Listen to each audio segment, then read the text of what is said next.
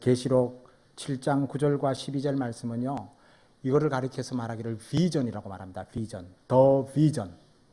더 비전이라는 것은 우리가 만드는 비전이 아니라 더 비전이라는 것은 유일한 비전이라는 거예요. 그래서 이거를 묵시라고도 이야기합니다. 여러분, 참으로 우리 가운데 그 위대한 비전이 선포되어지는 은혜가 있기를 원합니다. 때로는 묻습니다. 사람들이 당신의 비전이 무엇입니까? 물으면 뭐 이런 이야기들 하지만은요, 그러나 그 비전은 자신의 비전이지 더 비전은 아니에요. 궁극적 비전은 아니에요. 우리 모든 그리스도인들의 궁극적 비전은 바로 계시록 7장 이 말씀이에요. 이 말씀입니다. 어느 날 우리가 보좌 앞에 설 날이 옵니다. 이거는 천상의 예배입니다. 이 요한이 마지막으로 그가 인생을 마무리하기 전에 반모섬에 유배되었을 때 그는 너무나 힘들고 어려운 상황이었을 거라고 저는 생각합니다. 그런데 어느 날 주일날 아침에요, 성령께서 요한에게 임하십니다. 요한계시록 1장을 우리가 펼쳐서 봅시다. 1장을 보면은요, 14절부터 부활하신 예수님이 요한에게 나타나셔요. 부활하신 예수님이 나타나십니다. 그런데 그의 머리와 털의 희기가 흰 양털 같고 눈 같으며 그의 눈은 불꽃 같고 그의 발은 풀무불과 단련한 빛난 주석 같고 그의 음성은 많은 물소리와 같으며 그의 오른손에 7별이 있고 그의 입에서 좌우에 날선검이 나오고 그 얼굴은 해가 힘있게 비치는 것 같더라. 여러분, 이게 문자로 기록되어 있는데 여러분 상상이 돼요? 여러분, 예수님의 부활하신 모습이 이런 모습입니다. 정말 그분의 모습은 너무 영광스러웠어요. 그래서 그의 머리와 털이 희가 흰 양털 같다. 여러분, 희어도 아주 빛나게 흰 양털 같다. 그리고 눈은 불꽃 같다. 불꽃 같으면서 정말 이렇게 모든 것을 통찰하시는 분이세요. 모든 것을 통찰하시는 불꽃 같은 눈과 그리고 발은 풀무불에 단련한 빛난 주석 같다. 이 말은요, 이 강한 연단을 통하여서 그 광채가 환하게 비친다는 거예요. 그리고 또 뭡니까? 그의 음성은 많은 물소리 같다. 그 광대한 막 물이 쏟아지는 거예요. 물이 쏟아지는 거예요. 여러분, 소나기가 막 억수같이 쏟아부을 때 그때 많은 물소리라는 뜻이지, 그런 뜻이에요. 그 하나님의 영광이 너무너무 커가지고 많은 물소리와 같이 확 쏟아지는 거예요. 이거를 요한이 이제 글로 표현한 거예요. 그런데 이 글도 완전한 표현은 아닙니다. 그걸 표현하면서 17절에 중요해요. 내가 볼 때 그 발 앞에 엎드려져 뭐 같았다 그랬어요? 죽은 자 같이 되었다. 여러분, 이 표현을 보면서 요한이요, 원래는 예수님 품에 안겨가지고 마지막 오늘 주의 만찬 했잖아요. 주의 만찬 할 때 주님 팔자가 누굽니까? 라고 물어봤던 자가 요한이에요. 그 정도로 요한은 예수님과 가까웠던 사람이에요. 예수님과 가까웠던 제자였어요. 그런 제자가 육신의 모습으로 있을 때 예수님과 부활하신 이후에 예수님의 모습이 완전히 다른 것을 볼 수 있었어요.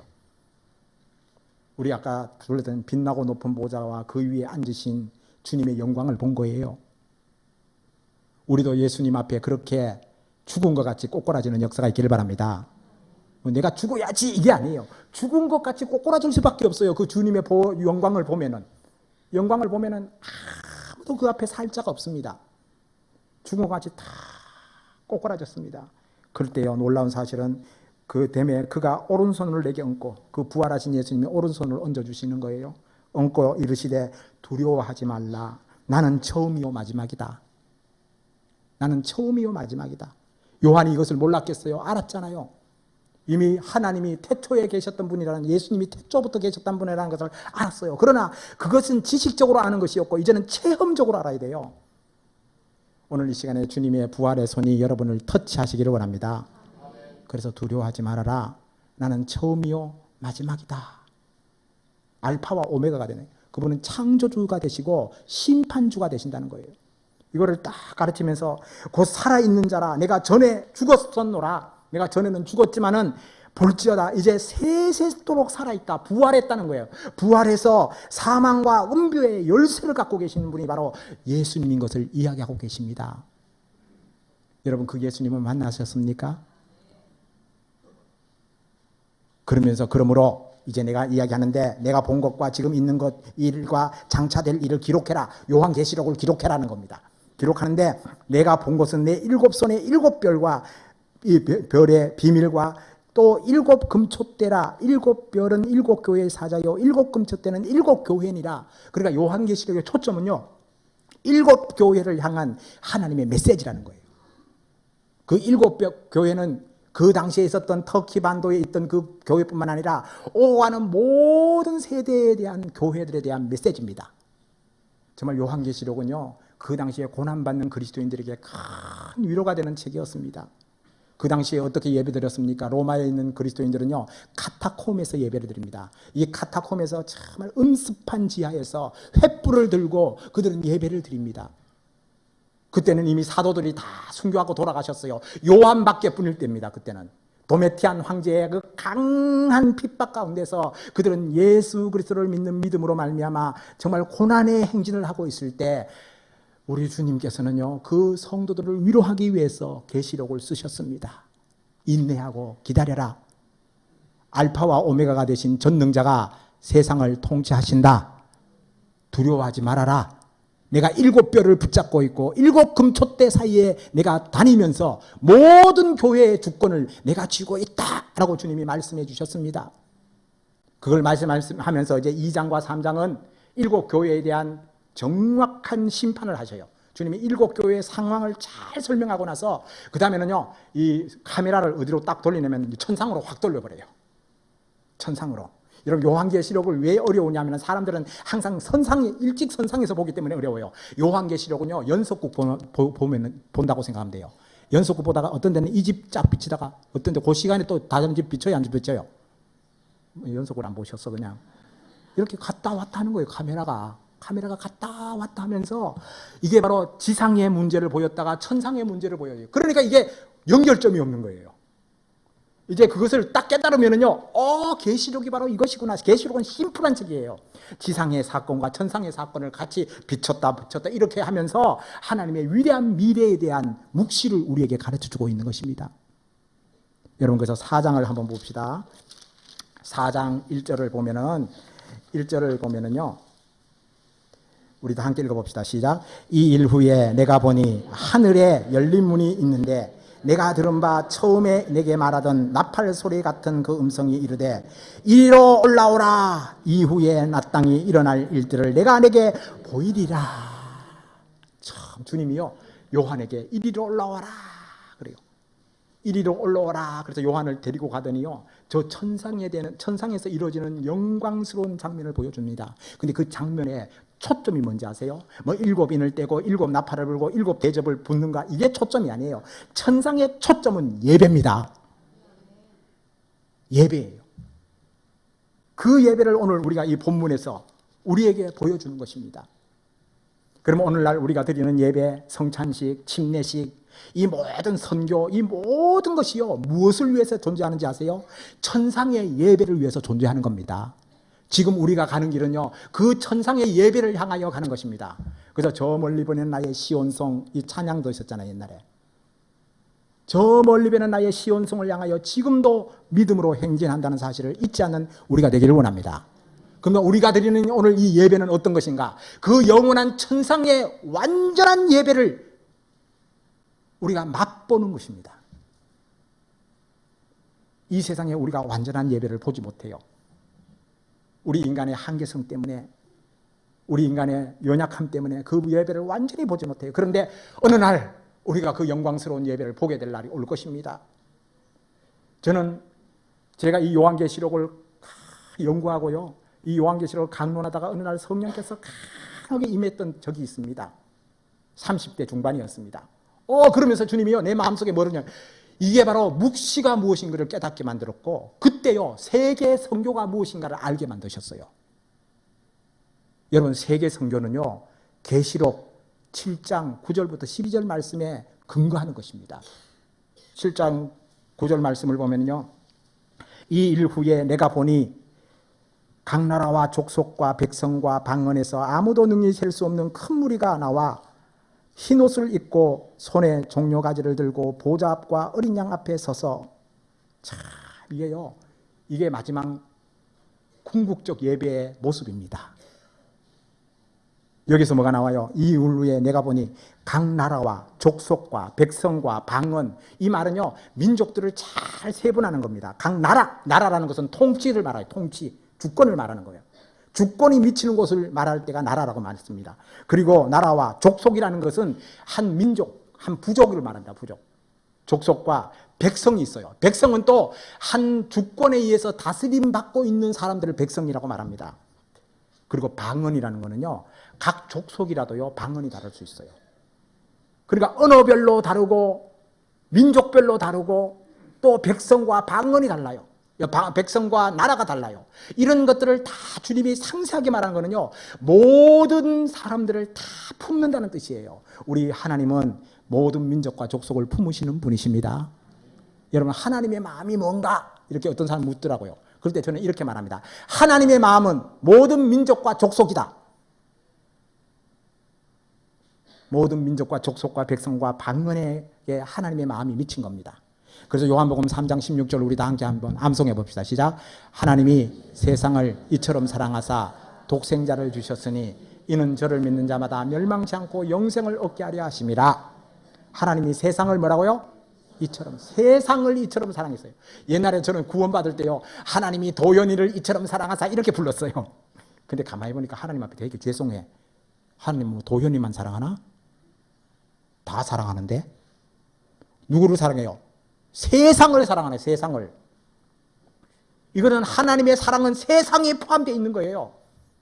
그래서 독생자를 주셨습니다. 이를 저를 믿는 자마다 멸망치 않고 구원을 얻게 하기 위해서입니다. 그래서 하나님은 이 말씀을 이루기 위해서요, 마태복음 24장 14절에서 이 천국 복음이 모든 민족에게 증언되기 위하여 온 세상에 전파되리니 그제야 끝이 온다. 그런데요, 참 모든 민족에게 다 전파된다 그랬어요. 그제야 끝이 온다 그랬어요. 마지막 민족과 족속에게 복음이 증거되어지는 날 종말이 옵니다. 아직도 오래 남았을까요?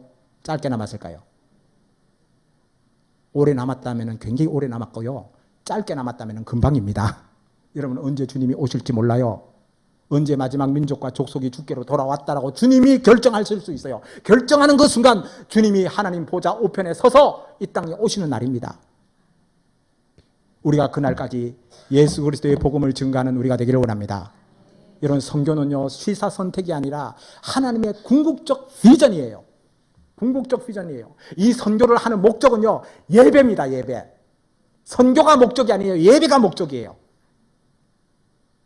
모든 신앙의 초점은 바로 예배라는 사실을 깨닫는 우리가 되기를 원합니다. 그래서 예배가 생명이에요. 생명. 예배가 우리의 삶의 생명이고 우리의 기쁨입니다.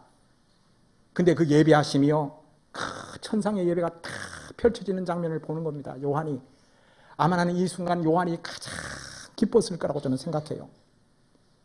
여러분, 우리도 천상의 예배를 사모합시다.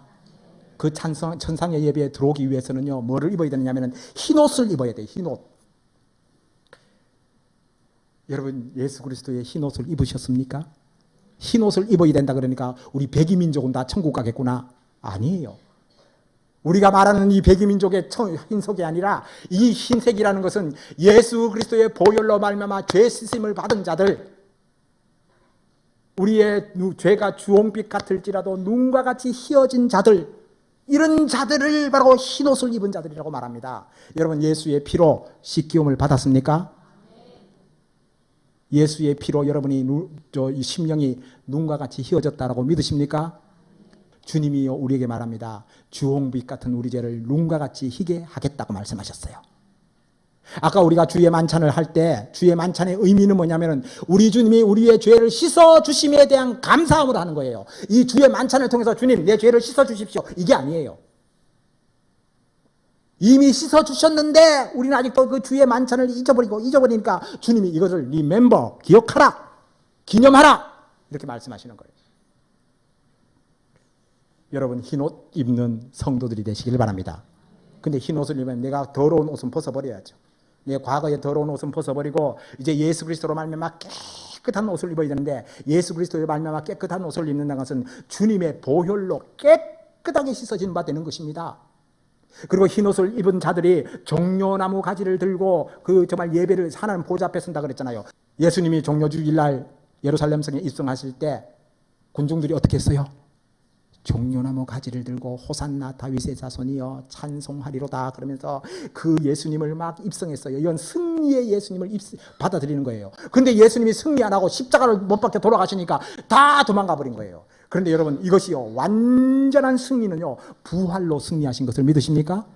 부활로 승리하셨어요. 예수의 부활로 말미암아 종려나무 가지를 갖고 정말 주님을 찬양하는 무리들이, 모든 무리들이, 모든 민족과 족속과 백성과 방언들이 그 보좌 앞에 탁 서는 그 엄숙한 순간, 와, 그때 좋겠죠. 그때요, 우리의 삶이요, 이게 바로 피날레입니다. 피날레. 그때는요, 어떤 사람은 그러면 그 많은 사람이 설려면 굉장히 공간이 넓어야 되겠네요. 여러분, 그 나라는요, 공간의 개념이 없습니다. 하나님 나라는요, 우리가 생각하는 공간이 아닙니다. 우리가 생각하는 시간의 개념이 아니에요. 그 보좌 앞은요, 완전히 모든 것이 새로워진 것이 바로 보좌입니다. 그 영광스러운 보좌 앞에 서는 저와 여러분이 되기를 원합니다. 그곳에는요, 시간도 멈췄어요. 시간도 멈췄어요. 공간도 모든 시공을 초월해버렸어요. 이거는 완전한 하나님의 나라입니다. 하나님의 완전한 통치가 일어나는 곳입니다. 그런데 그 하나님의 나라에서 우리 인간이 그때 하는 찬양이 있어요. 그때 하는 찬양이 바로 몇 절이냐면은 10절입니다. 10절. 다 함께 외쳐봅시다. 시작. 큰 소리로 외쳐 이르되 구원하심이 보좌에 앉으신 우리 하나님과 어린 양에게 있도다. 그때는 참 이것밖에 없어요. 큰 소리로 외칩니다. 모든 사람이 동시에 외칠 거라고 생각해요. 여러분, 그때 가서는 우리가요, 이런 고백을 하지 않습니다. 내 자식 잘 키워주셔서 감사합니다, 이 고백 안 해요. 하나님, 내 건강 지켜주셔서 감사합니다, 이 고백 안 합니다. 내가 세상에 살 동안에 잘 먹고 잘 살아서 감사합니다, 이런 고백 안 합니다. 그때는 이 세상에 있는 모든 것들은 다 잊어버려요. 여러분, 이 시간, 예배드리는 시간, 세상에 있는 것들을 다 잊어버리는 은혜가 있기를 원합니다. 우리가 예배드리는 이 순간만이라도 구원하심이 보좌에 앉으신 우리 하나님과 어린 양께 있도다. 이건 우리나라 사람이 지은 찬송이에요. 저는요, 세계 많은 CCM 복음성가들이 있지만요, 이 비전보다도 더 영광스러운 찬양은 별로 못 봤어요. 구원하심이 보좌에 앉으신 우리 하나님과 그 어린 양께 있도다. 그 모든 민족과 족속과 백성과 방언이 한 목소리로 다 이 찬양을 드린다고 한번 생각해 보세요. 그 광대한 소리가요, 온 우주에 울려 퍼질 겁니다. 그때는요, 이 우주도 아무것도 아니에요. 그 영광스러운 찬양을 하는 저와 여러분이 되길 원합니다. 그때는 설교가 없어요. 설교도 필요 없어요. 보좌를 향하여서 구원하신과 정말 그 보좌에 계신 우리 하나님과 어린 양께 있도다, 이 고백만 있는 거예요. 세세무궁토록. 저는 그 사람을 이렇게 생각했어요. 여러분, 축구할 때, 우리 옛날에 월드컵 할 때 어땠어요? 우리나라 사람들 야단 났죠? 근데 왜 붉은 악마라 그랬는지 그거는 좀 안 좋지만 그래도 하여튼 야단 났어요. 와, 파도 차기 아시죠? 막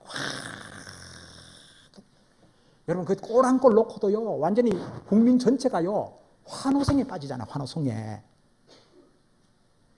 저는 그때 미국에 있었습니다. 오클라호마에 있었는데요, 이 잠을 못 잤어요. 새벽 기도는 가요, 잠을 자야 되는데 우리 아들놈하고 딸놈들이 밑에 와서 거실에서 춤을 추기 시작해가지고 계속 이기니까 막 춤을 춰요. 이 아이들이요.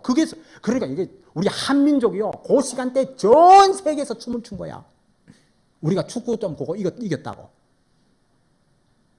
근데 여러분, 보좌에 앉으신 주님을 향하여서는요, 온 민족과 백성과 방언이 그렇게 춤을 춥니다. 큰 소리로 외치게 될 것입니다. 그 영광스러운 자리에 여러분, 흰 옷을 입고 종려나무 가지를 들고 서 있는 우리 모두가 되기를 원합니다. 정말 주님이 너무너무 영광스러운 예배를 우리 주님이 우리에게 주실 거예요. 우리가 그 예배를 바라본다면요, 세상에 있는 것 가지고요 우리가 아무런 불평할 것 없어요.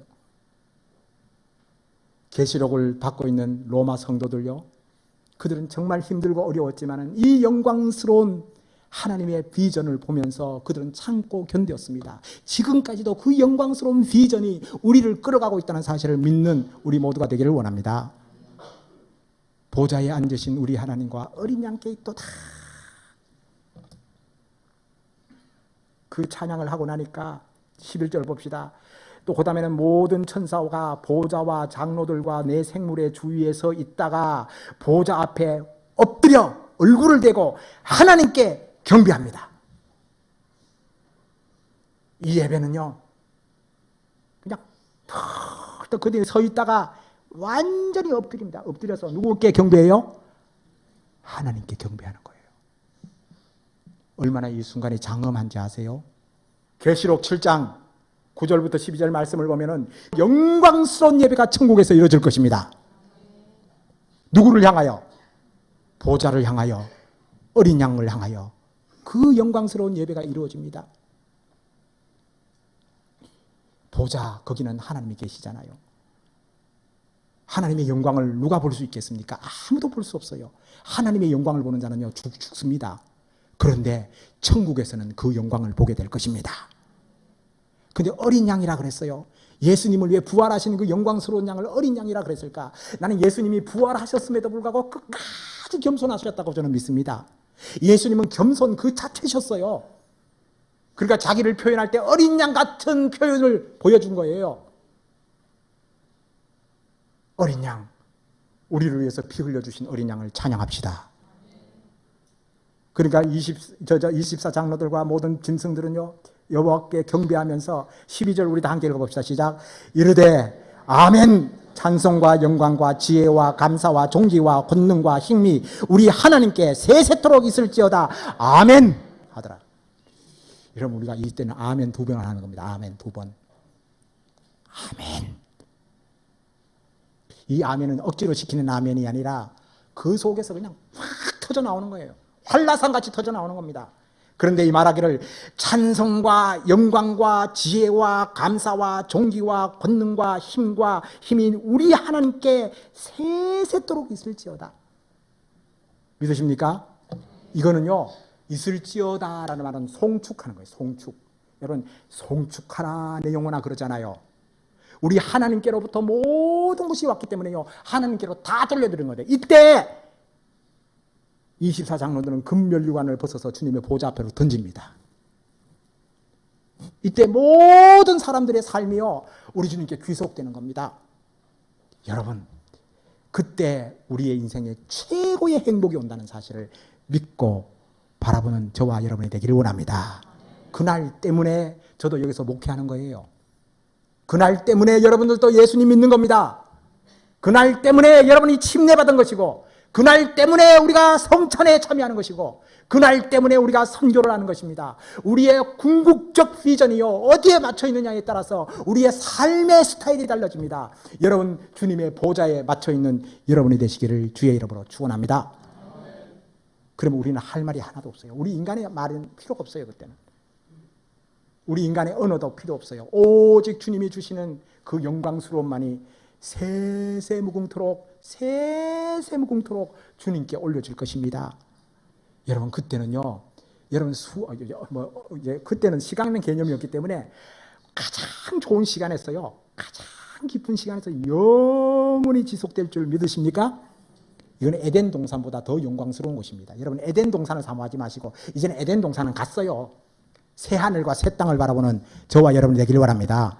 새 하늘과 새 땅은요 에덴 동산과도 비교할 수 없어요. 거기는요, 에덴 동산에는 남자와 여자 2명밖에 뿐이었지만은 거기서는 모든 민족과 족속과 백성과 방언이 있습니다. 그날에 그곳에는요, 그 새 하늘과 새 땅에는요 피조 만물들이 완전히 회복될 것입니다. 믿으시죠? 여러분, 사자들이,